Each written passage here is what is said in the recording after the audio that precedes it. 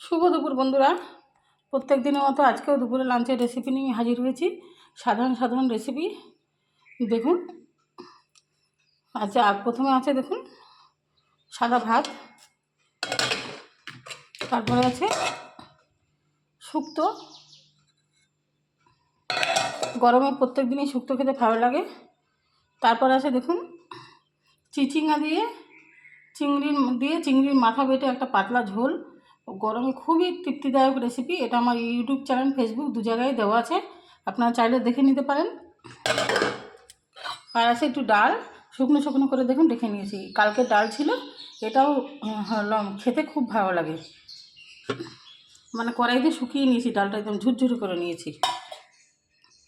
আর এসে দেখুন গরমে একটু আলু দিয়ে মাগুর মাছের পাতলা ঝোল। আর একটা স্পেশাল রেসিপি দেখুন, সেটা হচ্ছে তেলাপিয়া মাছ কুমড়ো দিয়ে পাতুরি। এই রেসিপিটা আমি ফেসবুক ইউটিউব চ্যানেল দু জায়গায় দিয়ে দেবো, আপনারা চাইলে দেখে নিতে পারবেন। আর আছে টক দই।